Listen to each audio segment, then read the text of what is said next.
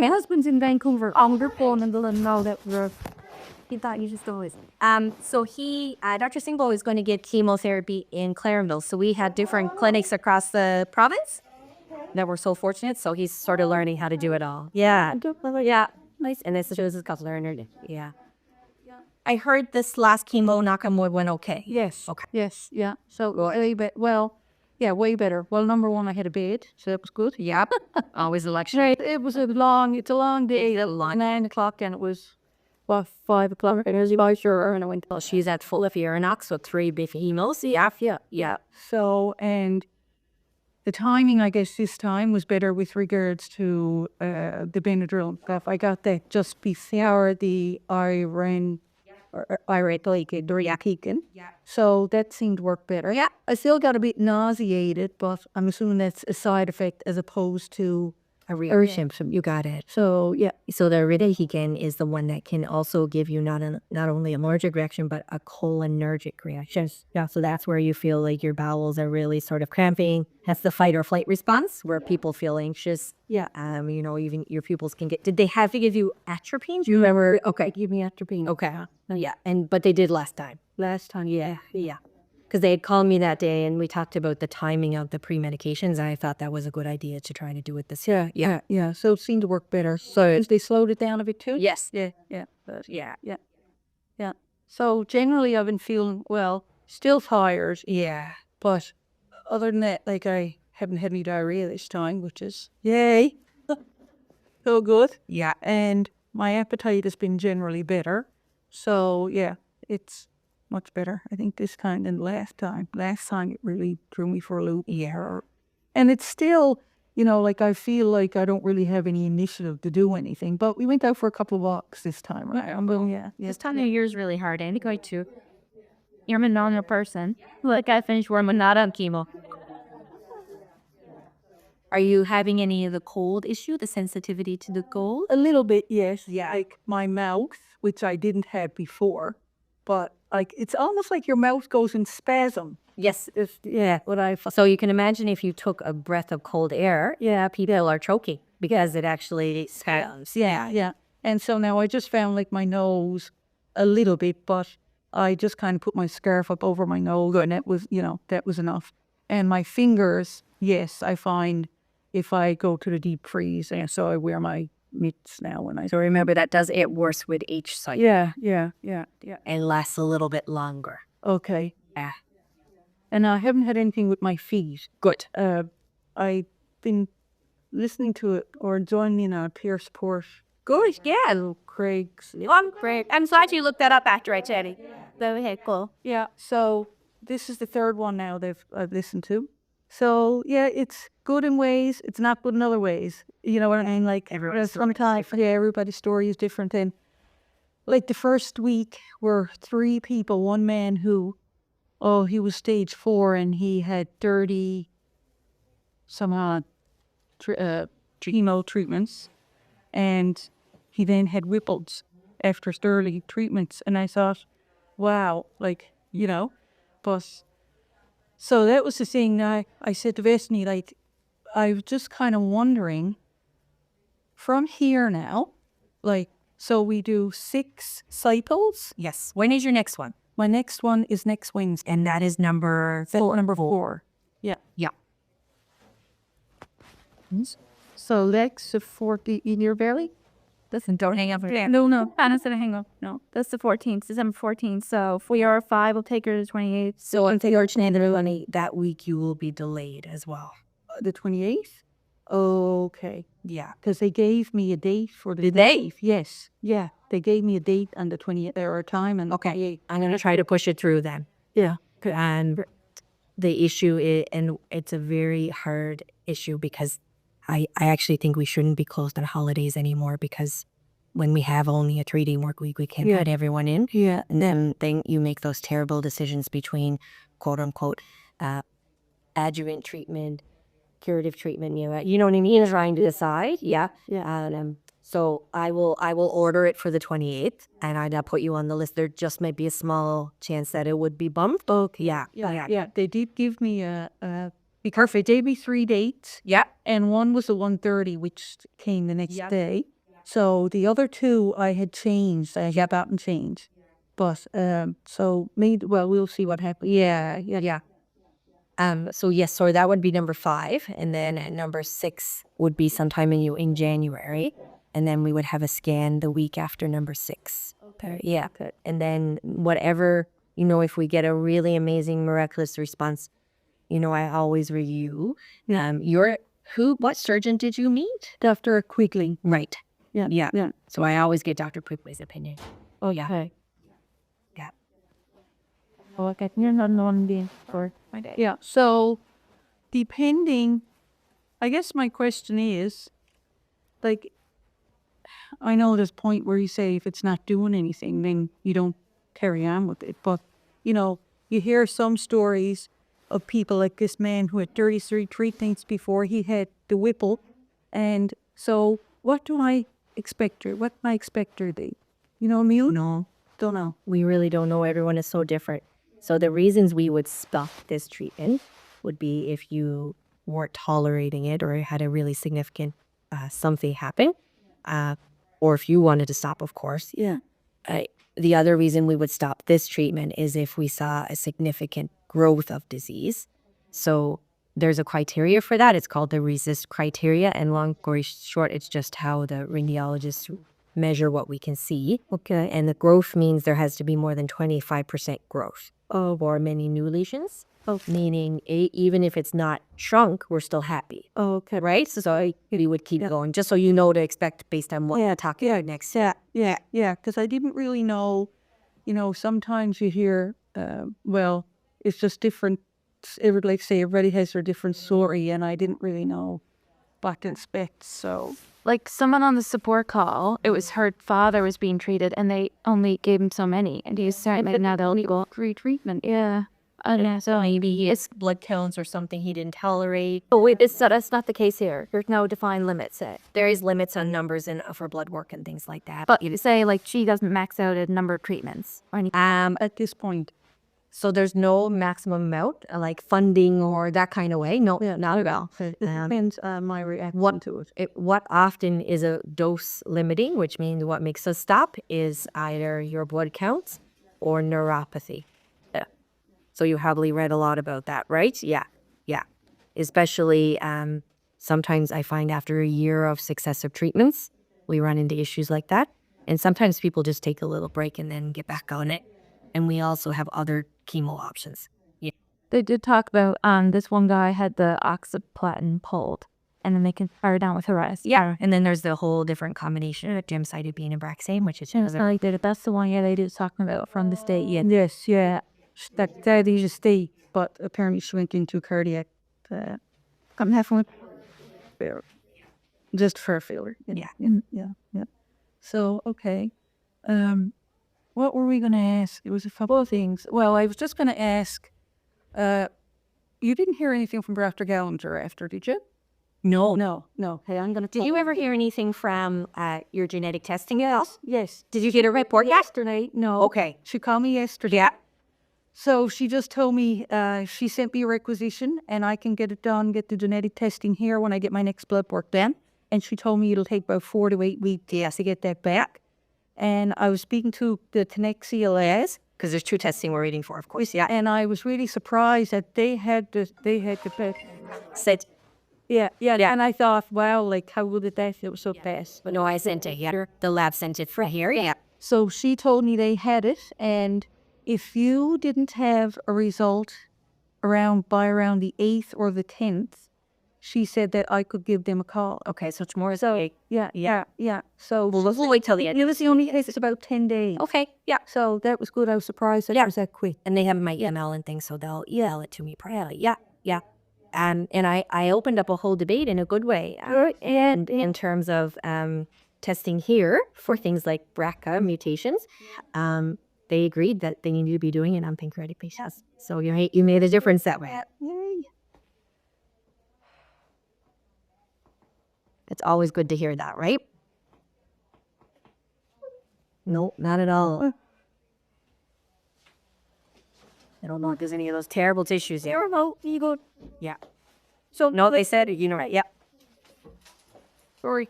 Really glad they read. Thank you. Yeah. And there was one lady actually the other night when I was speaking to her, right? She was waiting to get the testing done through Foundation One. And she hadn't heard about the connexia. So I said to her I should know something more by I said inequitable service. So hopefully it'll be a benefit to her too. And I don't know if Christ Pass knows about this group. I do. Because this is the Craig's cause is a tier support group. No, but if they know about connexia testing. Yeah. I had mentioned the Lord. Yeah. Because they share any resources. Yeah, that was a good thing. Yeah.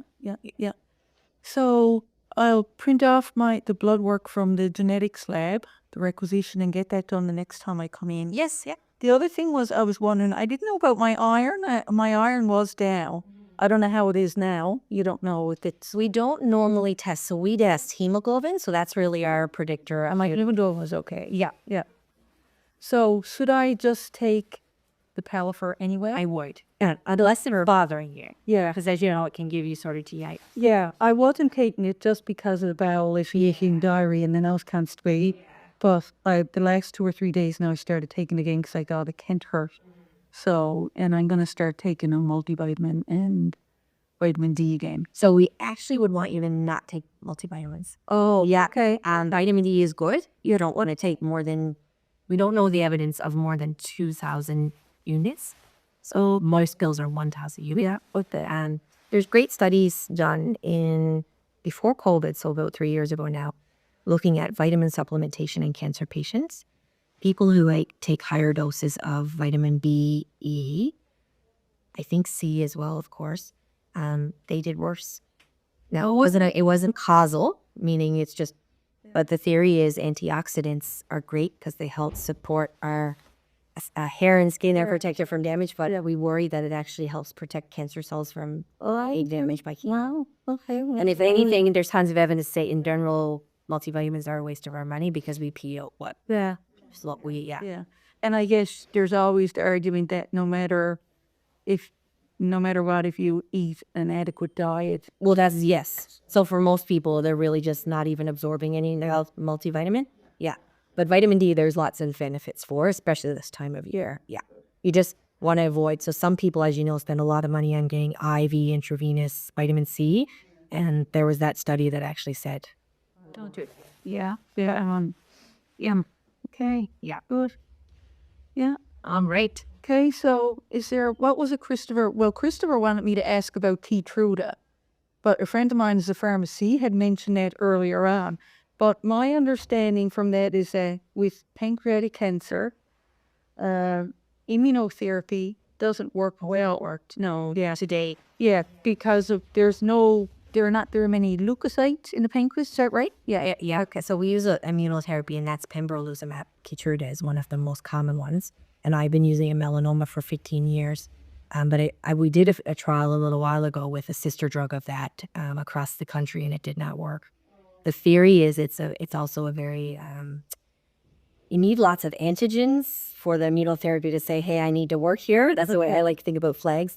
And pancreatic cancer is there's a different microbiome. It literally is sneaky. It hides there. And so we don't have any evidence. Even in the U.S., they're not really using immunotherapy. Yeah. Yeah. Well, that's all good to know. Yeah. Was there anything? So I guess back to the 6-week treatments and the scan, do we need to be coordinating appointments now, for posts after that, or does she keep going every 2 weeks and the scan thing happens? Yes, so I ordered the scan. Yeah. But I'm still quite worried you might have to be delayed that week of the 25th. I'll have to confirm. So because I want to make sure you actually need to book it sort of very appropriately, right? Because I see you before chemo and we need to get the scan before that, right? Yeah. So I'll coordinate that. But I think we do likely have to plan that you'll be delayed that week. Oh, okay. Which is not a bad thing, I promise. Oh, yeah. I don't mind being delayed. I won't miss a total cycle. It'll just... Oh, it'll be like January 4th versus December. Yeah. And then so she'll get the scan, and then in the meantime, our treatments will continue. There's not to be a point where we're stopped at a roadblock waiting. No. And so Yeah, they used to get the scan reports to us in 48 hours. Now it's taking a little bit longer. So unfortunately now more than not, we actually keep going until we get the report. Okay, yeah. Yeah. And I guess really the expectation, like her first scan was done and she didn't have treatment until 3 months after, right? Like there wasn't a scan done just before treatment. I can't remember. I feel like there was. I think we did for that reason. The scan done, wasn't it the 9th of September? I think there was one right before treatment. For that reason. And then, Okay. yeah, I didn't have another one done. I had a chest, and a mammogram, but I didn't have another scan of my belly. Like, I'd only had that one scan of my belly. When the doctor sent you, your family doctor. Yeah. So I'm just thinking like the scan is kind of a little bit outdated. Like there would have been room for progression, say, between the scan and the time that she started treatment. Yeah. So if you see the scan now, Yes, I hear what you're saying. Yeah. I'd have to double check. Because if there's more than 8 weeks between a scan and starting treatment, we usually do a scan. Okay. Yeah. Yeah. I think just the 9th of September that I had that scan done. There's so many dates now. I know it now. I don't know, Mom, because like Dr. Kavanagh had, I'll check once. Dr. Kavanagh had your CT results, Yeah. and we met with her. That was definitely no later than August. Yeah. I'm not really sure. I can't remember you having another CT. Or do you have another abdomen one? And we had them all. So that's what I'm saying. Like, you know, if you're 3 months now, yeah. Like if it had 3 months to progress, say, and then they're looking at that scan, Yeah. and they're seeing growth. Like, well, it was untreated for a little while. It was untreated for 2 months. Yeah, because I said it was July. Yep, you're both right. July 10th. They're both right. So the whole last scan of the whole body was in August, or abdo-pelvis in August, late August 23rd, and chest September 13th. Treatment started October 26th. Yeah, okay. So again, that's why we definitely use things like the resist criteria, because I don't want you, and again, we'll go through the scan, but a little bit of growth could have easily happened. Totally, in that couple months, yeah. Yeah. Okay. So I don't think, is there anything, I mean, I don't know if there's anything I'm missing along the way, or if there's anything, no? Yeah, the only thing you were going to mention was that your pain seems to be better. Yeah. That's good. I think that's fine. Dr. Dalton? Yeah. Called me yesterday. Yeah, he's He's wonderful. Yeah. Yeah, he's great to have on your side. Yeah. And when we look at the benefit of chemo, when we look at the trials, of course, they look at how the tumor shrinks. But the biggest benefit is feeling better, right? Improvement in pain, appetite, all those. Yeah. And I feel like the last cycle, I think, after chemo, once I started to eat a little bit more, I thought maybe I was having a little bit more pain. But it's not enough that I would take anything else for it. Right. You know what I mean? Yeah. Sometimes I would just take something, probably 1 milligram of Dilaudid Right. night or whatever. But Yeah. I feel like it's much better now, I'd say. Yeah. So like I'm decently comfortable. I'm pretty comfortable, I had to say. You know, you can find a happy medium where you're comfortable and not, sleepy all the time. So that's good. Yeah. So good. Okay. So hopefully, And if I get that report, I'll let you know. yes. Yeah, great. Thank you very much. Do I have you emailed me before? Christopher D. Yes. Yeah. On my email. Did I get back to him? Did I get it? I don't know. There wasn't a response, no, because Sammer got it. Chris copied you when, from Mom's email, when they wrote Dr. Gallinger. Okay. Because I would have had. I never ever saw that email. Okay. Yeah. So we've been Mom sent you another note anyway, just so you had that. Sure, is that right address? Yeah. Okay. Yeah. I got. I don't remember sort of having been coffee to. Yeah. I was just wondering. I was saying to Bethany with regards to MCP. Right. I just want to make sure I'm going about things the right way. With regards to Dr. Gallinger, you know what I mean? I don't know if I say that he's an official second opinion or if it's just kind of like a favor through a friend. So I have to find out from them. But And if he needs an official secretary, that's so bad. I have Don DAWN.Armstrong at EasternHealth.ca. Okay, so I'll just make your winter. I don't know. Like every day we get the list that they also filter. Yeah, that's terrible. Yeah. Yeah. Okay. And so once that report comes in, if Mom wants to get a copy, she'll just contact medical records. And also when I get the report in my email, I'll print it and ask them to put it in your. Okay, that's there. Yeah, all right, that's good. Okay, good. yeah, All right. I haven't been brave enough to read anything. And this is really just, this report has nothing to do really about prognosis, or it's really just to see if there's any mutations, right? Yeah. But I know what you mean. I thought first, like the first day when Dr. Kavanaugh said to me, I thought, yes, I want to see it. And Yeah. I was braver than I thought because, I mean, I know what's going on, but it's just that I haven't got to a point yet. Sit down and That's okay. read it. You got to do it the way that works for you. And I think it'd be the same one. Is sort of leave it to the... And you got to look. Oh, yeah. Thank goodness Christopher read it.